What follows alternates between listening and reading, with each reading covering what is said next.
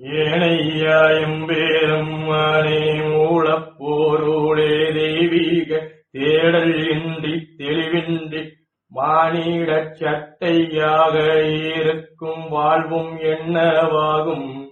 பிள்ளை வாடி நின்ற போதும் தேற்றுகின்ற தாயாகத் தாயுள்ளம் கொண்ட எம்பேரும் மானும் ஆதி அந்தமானவரும் ஆனந்த நாயகி தாயுடன் நிற்பவரும் தாய்வாதியானவரும் அமிர்தமே வேண்டும் என்று முன்னோர் பார்க்கடல் கடைந்த போதும் அன்று முழு நஞ்சுண்டவரும் நஞ்சுண்ட நாயகரும் பின்னோர் எம்மவர்க்கும் நஞ்சு வீருத்து வழங்குதீரோ வீரப்பையும் ஈரப்பையும் நிகழ்த்திடும் மகாதேவரோ வீரப்பினை விடுத்திடவும் ஈரப்பினை அறுத்திடவும் அறத்தின் வழி நின்ற எங்கொடிவழி பிள்ளைகளுக்கு மட்டும் பிறவாமை என்ற நீளை செய்திட்ட எம்பேரும் ஆனே ஊடுக்கை அடிக்க எனதீதயம் தூடிக்க மாயை என்னும் ஈருள் அளிக்க தலையில் சடையும் கையில் சூழப்படையும் கொண்டு கூலி ஊடையும் நடையும் கொண்டு உருவின்றி கருவின்றி வீற்றிருந்த வண்ணம் அவதாரம் பற்று இந்த அவதாரம் பெறுகின்ற வேளையிலும் தூயதாடியும் மார்பில் கொண்டு பழுத்த பளரிசியாக வீற்றிருக்கின்ற பொழுது எனக் கவிபாடி வாரேனையா சுருளி மகரிஷி மகானும் காற்றுக்கு ஓய்வென்பதேது யோக நிலையின் பணிக்கும் ஓய்வென்பதேது ஈரென்பதேது இரவும் பகலும் சூழலும் உலகும் இவர் இசைக்கு அசைந்திடுவது போலவே எம்பேரும் ஆணின் கண்ணசைவு கட்டளைக்கு அசைந்திடுபவர் யோக நிலை அல்லவோ தன்னைத்தானே ஊருக்குகின்ற மெழுகினைப் போல தியாகத்தின் மறுபடிவான பிள்ளைகளும் ஊருகி ஊருகி தேகம் தாண்டி உன்னை உணர வேண்டி வீற்றிருக்கின்ற ராத்திரியும் சிவராத்திரியும் ஆகும். தாத்தாவோட முதல் அவதாரம் சுள்ளிமலையில ஃபர்ஸ்ட் அவதாரம் வந்தது. தாத்தா 5 அவதாரம். முதல்ல சுள்ளி மகரிஷிமான, ரெண்டாவது 3வது அவதாரம் கலைக்கோட்டு மகரிஷிமான, 2வது அவதாரம் வாண்டரமுட்டி ரிஷிமான, அப்புறம் 2வது வேற ஏதாவது அவதாரம், அப்புறம் 4வது அவதாரம் தான் வாண்டரமுட்டி ரிஷிமான, 5வது அவதாரம் தான் ஆதிஸ்வர சுக்கரவண்டிய உலக மகரிஷிமான, 2வது அவதாரம் கௌதம ரிஷிமான. அப்ப இப்படி முதல் அவதாரம் தான் சுள்ளி மகரிஷிமான. முதல் அவதாரமா தான் இன்னைக்கு தாத்தா சுள்ளி மகரிஷிமான கணக்கெடுக்காங்க. சிவராத்திரிக்கு என்ன சொல்றாங்க, இன்னைக்கு இந்த கோலத்துல ஆதிசிவனை வீட்டு இருக்காங்க. சிவராத்திரி ஏன் ஸ்பெசிபிக்கா இன்னைக்கு ஒரு ராத்திரி மட்டும் ஏன் முடிஞ்சிருக்கணும்? மற்ற ராத்திரிலாம் தூங்குறோமே, இந்த ஒரு ராத்திரி மட்டும் எதனால முடிச்சிருக்கணும், என்ன முடிச்சிருக்கணும்? ஏன் மாநில கூட முடிச்சிருக்கணும்? மற்ற விலங்கின பூரா ராத்திரி முடிச்சிருக்கும், பகல்ல தான் தூங்கும். நம்ம மட்டும் தான் மாற்றி செய்யுது. காலப்போக்கில் மறிவு நம்ம ஆளுகள் தான் கூட்டு தான் மாற்றி அமைச்சிருக்கோம். அதுக்கேற்றாப்புல இந்த நிலைக்கு இந்த ஒரு ராத்திரி மட்டும் ஏன் முடிச்சிருந்து பூஜை செஞ்சா என்ன சிறப்பு? மாநில சட்டைகள் இருக்கவங்களுக்கு என்ன சிறப்பு? ரிஷிமகான் பிள்ளைகளுக்கு என்ன சிறப்பு? அதெல்லாம் ஃபர்ஸ்ட் ஆரம்பிக்கிறது. புன்னார் மேனியரைங்கிறாரு. புன்னார் மேனியரைங்கிறது என்னது? சிங்காரநாதன் என்ற சிவனாருக்கு அரோகரா நம்ம நாமத்தை சொல்லுவோம். இயல் இசை நாடகம் அந்த மூன்றையும் தன் திருமேனிக்குள்ள உள்ளடங்கின சொன்ன பொன்னார் மேனியர். பொன்னார் மேனியரை முடித்தோல் உடித்து வெள்ள புளித்தோல் உடுத்தி 3வது கால பூஜையில பூக்கைலாய நாதராக காட்சி விட்டாராம். யாரு? ஆதிசிவனர் உட்கார்ந்துருக்காரு அப்படின்னு விவரம் சொல்லிட்டு அவர்கிட்ட ஒரு கோரிக்கையும் இன்னும் வைக்கிறாங்க. தாத்தாவோட முதலாவது சுள்ளி மகரிஷி என்ன வைக்கிறாங்கன்னா, இந்த மாதிரி தெய்வீக தேடலின்றி தெளிவின்றி இருக்காங்க மாநில சட்டியில் இருக்கக்கூடிய பிள்ளைகள். சிவராத்திரிங்கிற நிலையவும் இருக்கு அப்படின்னு சொன்னால் முதல்ல தியாக மனப்பான்மை வரணும். தியாக மனப்பான்மை வந்தால் தான் தன்னிலை உணர முடியும். தன்னிலை உணர்ந்தால் தான் தன்னை மறந்த நிலைக்கு போக முடியும். அப்ப தன்னிலை உணரணும், தன்னை மறந்த நிலைக்கு போகணும், ஃபர்ஸ்ட் தியாகம் மனப்பான்மை வேணும். அடிப்படை மெனக்கிடல் தியாகம் வேணும். அதனால தான் தன்னிலை மறந்து போக முடியும், தன்னை மறந்த நிலைக்கு போக முடியும். தன்னிலை உணர முடியும், அப்பதான் தன்னோட மறந்த நிலைக்கு போக முடியும். அடிப்படை மெனக்கிடலை என்னன்னு எடுத்துக்காம ஒன்றும் ஜெயிக்கலாம தன்னுடைய மானிட அவதாரத்தின் சிறப்பு என்ன, எதற்காக படைக்கப்பட்டோம், அனுப்பியது நோக்கம் என்ன, நம்மளை ஆட்சி செய்யக்கூடிய மகான் யார், எந்த கேள்விக்கும் உடையிலாத பொழுதுபோக்கிட்டு இருக்கக்கூடிய ஜென்மம் தான் மானிட சட்டை, மானிட ஜென்மம், பிறவிட்டு வந்த அம்சம் அப்படின்னு பல வழிகள் வெளியே இருக்கிறாங்க. நீங்க டூ வீலர்ல அந்த அந்த சுத்தி வந்திருப்பாங்க, எதுக்கு சுத்துறாங்க நமக்கு தெரியாது, அப்படியே சுத்தி வந்திருப்பாங்க. அந்த மாதிரி இருக்கக்கூடியது அந்த தெய்வீகத்தில் தேடலின்றி தெளிவின்றி, அதாவது தெய்வீகத்தில் தேடலின்றி தெளிவின்றி இருக்கக்கூடிய அம்சம், தெய்வீகத்தில் தேடலின்றி தெளிவின்றி இருக்கும் மானிட சட்டையும் வாழ்வும் என்னவாகும். இதே போயிட்டு இருக்காங்க, மாயை அதிகரிச்சே போகுது, தெய்வீக நிலை அதிகரிக்காம மாயைங்கிற நிலை தான் காலப்போக்கில் அதிகரிச்சுட்டே போகுது. ஏன்னா 1 லட்சம் ரூபாய் 2 லட்சம் ரூபாய்க்கு சுத்திருக்காங்க. அப்ப மாயினுடைய போக்கு தான் ஜாஸ்தியாக தவிர அருள்நிலை கம்மியாயிட்டே போகுது. எதுக்காண்டி இன்னைக்கு உண்டான நாளுக்கு உண்டான மகத்துவமும் மகிமையும் என்னென்ன பல பேர் இன்னும் தெரியாம இருக்கு. தெய்வீகத்தில் தேடலின்றி தெளிவின்றி மானிடச்சட்டை எங்க வாழ்வும் என்ன ஆகும் அப்படிங்கிறாங்க. அப்ப பிள்ளை பிள்ளை வாழுகின்ற போதிலும் தேற்றுகின்ற தாயான தாயுள்ளும் ஒன்றை பெறுமாறு.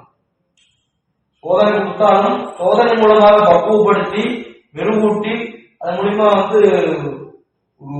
சொன்ன மாதிரியும் 100 அடி வாங்கினா சில 2 அடி வாங்கினா படிச்சுட்டு சில காலத்தில் கையெழுத்து கும்பிடுவான்.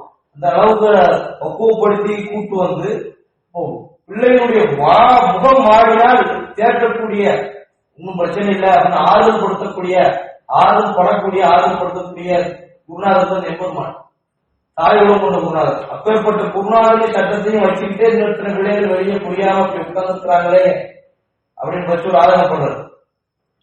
என்ன ஆதரப்படுறாரு? ஆனால் அதை சொல்லிட்டு அடுத்து இங்கே நம்ம சட்டத்தில் இருக்க பிள்ளைகள், சட்டத்தில் இருக்கக்கூடிய நம்ம சாப்பிட்ட பிள்ளைகள் எவ்வளவு கொடுத்து வச்சவங்க, எவ்வளவு கிஃப்டடு சொல்றது. இந்த மாதிரி ஆதி அந்த மாணவரே ஆனந்த நாயகி தாயோடு நிற்பவரே, ஆனந்த நாயகி அம்மாவோட இன்னைக்கு காலத்தில் காட்சி கொடுக்கிறார் சொன்னார். ஆதி அந்த மாணவரே ஆனந்த நாயகி தாயோடு நிற்பவர், தாய்ப்பாதி ஆனவரே, பாதியா காட்சி கொடுத்த வண்ணம், தாய்ப்பாதி ஆன வண்ணம். அதுல சொல்லிட்டு அதுல அமிர்தமே வேணும் அப்படின்னு சொல்லிட்டு முன்னோர் செஞ்சாங்களாம். நீ பார்க்கிற கலைஞர் எல்லாருமே என்ன சொல்றாங்க, சிவனார கும்பிட்டோம்னா சிவசட்டத்தை பிடிச்சோம்னா இந்த மாதிரி கஷ்டம் சேரும், இந்த மாதிரி துன்பம் சேரும், அதுதான் முதல்வமே தவிர பெருமாளை குண்டாத்தான் ராஜபோக இது, பெருமாளுக்கும் தனி ராத்திரி, பெருமாளுக்கும் தனியா அப்படி ஒரு ஸ்பெசிபிக்கான ஒரு ஆள் கிடையாது. ஏன் சிவனாருக்கு மட்டும் ஒரு தனியான ஒரு ஆள் போய் எதுக்கு சிவச்சட்டத்துக்கும் பண்டார சட்டத்துக்கு மட்டும் இந்த மாதிரி ஒரு அம்சம் அமைச்சிருந்தாங்க சொல்றாரு. ஆதி அந்த மாணவரே ஆனந்த நாயகி தாயோடு நிற்பவரே, தாய்பாதி ஆனவரே. அப்ப அமிர்தமே வேண்டும் என்று முன்னோர் பார்க்கடலை கிடைந்த போதும் அமிர்தம் தான் வேணும் அப்படின்ட்டு இந்த விதமான ஆசவாசங்கள் விடுதலைகள் தான் தேவர்கள் இருந்தாங்க. அவங்களே அது வேணும் ஆசைப்பட்டாங்க. யார் எது வேணும்னு இந்த விஷயம் எங்களுக்கு வேணும் அப்படின்ட்டு அவர்களே ஆசைங்கிற ஒரு மாய் இதுல கட்டுக்குள்ள வந்துச்சு. முதமே வேண்டும் என்று முன்னோர் பார்க்கடல் கடைந்த போதும் அப்ப சரி ஆசைப்பட்டாங்க, செஞ்சு கொடுத்துருவோம், அவருக்குள்ள இதை கொடுத்துருவோம். அதுக்குள்ள பரிகாரம் என்ன இருந்தது, முழு நஞ்சு வந்தது. அதுக்கு முன்னாடி முழு நஞ்சு உண்டு, நஞ்சுண்ட நாயகராக வச்சிருந்தீங்க. அந்த விஷயம் வெளியே பேசப்படல. நீங்க சோதனைக்கு உட்படுத்துவதும் சோதிப்பதும் சோதனைக்கு உட்படுத்தி பக்குவப்படுத்துவதும் வெளியே பேசப்படுவதை தவிர அந்த முழு நஞ்சு ஏற்றுக்கிட்டால யாரும் பெருசா எடுத்துக்கல, பெருசா சொல்லவும் இல்லை. அதான் நீங்க அந்த அமிர்தத்தை கொடுக்கணுங்கிறதுக்காண்டி பிள்ளைகளுக்கு, அந்த முன்னோர் பிள்ளைகளுக்கு இந்த அமிர்தத்தை கொடுக்கணுங்கிறதுக்காண்டி முழுநஞ்சு உண்ட நஞ்சுண்ட நாயகரே, பின்னோர் எம்பவர்க்கும் ரிஷிமகான் பிள்ளைகளாகிய எங்களுக்கும் அதே மாதிரி நஞ்சு குறித்து வழங்குகிறோம்னு சொன்னால் இன்னும் நஞ்சு சொல்றாங்க. அதாவது மகான் பிள்ளையாயிட்டோம் முழுக்க அப்புறம் எண்ணம் சுத்தம் இல்லாம மனம் அலைவாயக்கூடிய மனநிலைமையில கைலாயத்தில் இருந்தோம் சொன்னா பிரயோஜனம் கிடையாது. கம்ப்ளீட்டா வெறுப்பு விடுத்துடணும். எல்லாமே ஆசையிலிருந்து எல்லா நிலையுமே ஆசை, பேராசை, இந்த வஞ்சகம், போட்டி, பொறாம, இது எல்லாமே தான் எனது மனதிற்குள் இருக்கக்கூடிய அந்த நஞ்சைதான் உற்பத்தி பண்ணிருக்காங்க.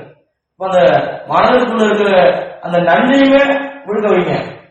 எப்படி அன்னைக்கு அங்க அந்த பார்க்கல வந்து பிள்ளைகளுக்கு அந்த அனுபவத்தை கொடுத்துட்டு முழு நஞ்சையும் முடிய மனதில் இருக்கக்கூடிய ஒவ்வொருத்தர் மனசும் கூட்டுல இருக்கக்கூடிய இந்த நஞ்சையுமே நீங்களே இந்த ஆசை, பாசம், போட்டி, பொறாம, வஞ்சகம், பேராசை, இந்த மாதிரி அதெல்லாம் துரோகம் வந்துருது, எல்லாமே வந்துருது. ஆசைதான அழிவின் ஆரம்ப நிலை. அது வந்தனாலதான் அழிவின் ஆரம்ப நிலை இருக்காது. அதையுமே எல்லாமே நீங்களே எடுத்துக்கங்க. இன்னொரு எம்மோருக்கு அது வழி போட்டு கொடுக்கும்.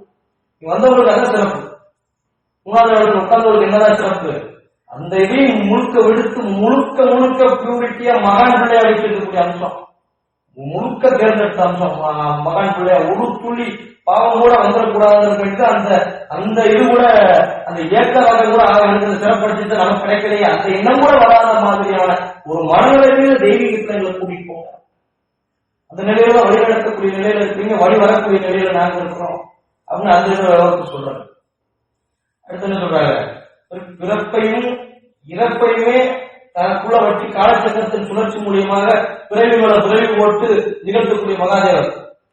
யாருக்கு எத்தனை பிறவி போகணும் அவங்களுடைய ஊழ்வனை கணக்குல இருந்து எல்லாமே வச்சு இருக்கும்போது என் கூட பிறப்பையும் இறப்பையும் ஒரு பிறப்பட்ட ஒரு மகத்துவமான விஷயத்தையும் நிகழ்த்திட்டு இருக்கும்போது பிறப்பை விடுத்திட, பிறப்பை வேண்டானே, பிறப்பை விடுத்திட இறப்பை அறுத்திட, இறப்பை அறுத்திட அறத்தின் வழி நின்ற பிள்ளைகளுக்கு. அறம் சொன்னால் உண்மைன்னு சொல்லலாம், அறம்னா ஒழுக்கம் சொல்லலாம். ரெண்டுமே நம்ம இடத்துல உள்ள வந்துடுது. குருநாதர் உண்மையாதான் இருக்கணும், ஒழுக்கமாக தான் இருக்கணும், அதான் சட்டத்தில் இருக்கணும். அதாவது அறத்தின் வழி நின்ற பிள்ளைகளுக்கு, அறத்தின் வழி நின்ற பிள்ளைகளுக்கு புறாமை என்ற நிலை செய்தவர். அப்ப பிறப்பை இறப்பை நிகழ்த்தினாலும் கூட பிறப்பை விடுத்து இறப்பை அறுத்து அறத்தின் வழி நின்ற என் முடிவழி பிள்ளைகளுக்கு மட்டும், அறத்தின் வழி நின்ற சட்டத்தை சார்ந்த பிள்ளைகளுக்கு மட்டும் பிறவாமைன்ற ஒரு நிலையை கொடுத்திருக்கீங்க. அது எவ்வளவு பெரிய சிறப்பு! வெளியிருக்க பிள்ளைகள் இன்னும் தெய்வீகத்தில் தெளிவடையாம இருக்கிறாங்களே. இங்கே உட்கார வச்சு இன்னைக்கு இத்தனை கால பூஜையும் பார்க்க வச்சு அத்தனை கூடிய சீமானும் உட்காரத்தால் அபிஷேகம் ஏற்று ஆனந்தப்பட்ட இடம் ஆனந்த கோயில். அந்த அந்த ஆனந்தத்தை முழுமையா உட்கார்ந்து நாங்க அனுபவிச்சிருக்கோம். இன்னைக்கு 4 கால பூஜை, 3 கால பூஜை. அதான் சொல்றாங்க. அதுல இந்த மாதிரி புறவாமைங்கிற நிலைக்கு பள்ளியை செஞ்சு கொடுத்தீங்க உங்க பிள்ளைகளுக்கு அப்படிங்கிறாரு. அடுத்து என்ன சொல்றாரு? இது சொல்லிட்டு இருக்கும் போது எப்படி 3வது கால பூஜைக்கு சூடம் பொருத்தணும்னு ஆதி சிவனார் பூக்கையிலாய உள்ள வருகை கொடுத்தார். 5 கைலாயமே திரும்பி பார்க்கக்கூடிய வண்ணத்துல 5 கைலாயம் என்னது? திருக்கைலாயம், பொற்கைலாயம், பூக்கைலாயம், ராஜகைலாயம், ராஜதேவ கைலாயம். 5 கைலாயமே திரும்பி பார்க்கக்கூடிய வகையில உடுக்கை அடிக்க, இதயம் துடிக்க. மகான்களுக்கு கூடுதான் இதயங்கிற நிலையை கூடுதான். கூடுங்கிறது நிலை என்பதுதான் குருநாதர் நிலை. அப்ப ஆத்மாவோ இதயமோ சொன்னால் பிறவி மாநிலத்தை கீழான கேட்கக்கூடிய அம்சம். இதுலயே இதயம் சொல்றாங்க. குருநாதர் அவர் உட்கார்ந்து இருக்கும்போது அப்ப அவருக்கு செஞ்சக்கூடாது சொல்லி கொண்டு செய்வாங்க. அதாவது கூடுங்கிற வார்த்தை பயன்படுத்தாம இதயம்.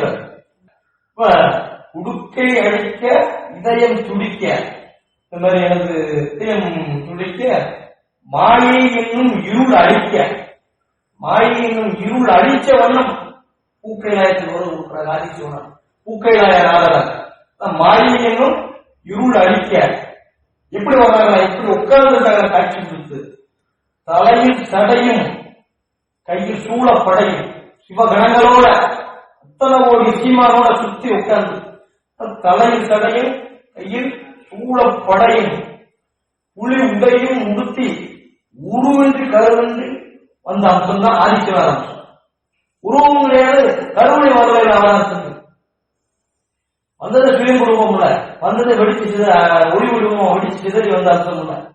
அப்படி வந்த நிலை, அப்படி வந்த நிலையில வந்திருக்கிறாங்க. இன்னைக்கு நீங்க விவரத்தை சொல்லிட்டு யார் பாடி வந்த கவிங்க தூய தாய் உண்மையான அந்த தூய்மையில என்ன சொல்றது, அந்த ரொம்ப பளிச்சுன்னு பியூரிட்டியா தெரியுங்க. இந்த மாதிரி அந்த இப்படி ஒரு தெளிவான தண்ணி எப்படி உள்ள எல்லாருக்கும் வலிக்கு நல்லா தெரியுமா? அந்த தூக்கிய தாடி அந்த அளவு மாறாத இருக்கிற மாதிரி மாறுகளோட பழுத்த பழமா உட்கார்ந்து கவி பண்ணிட்டு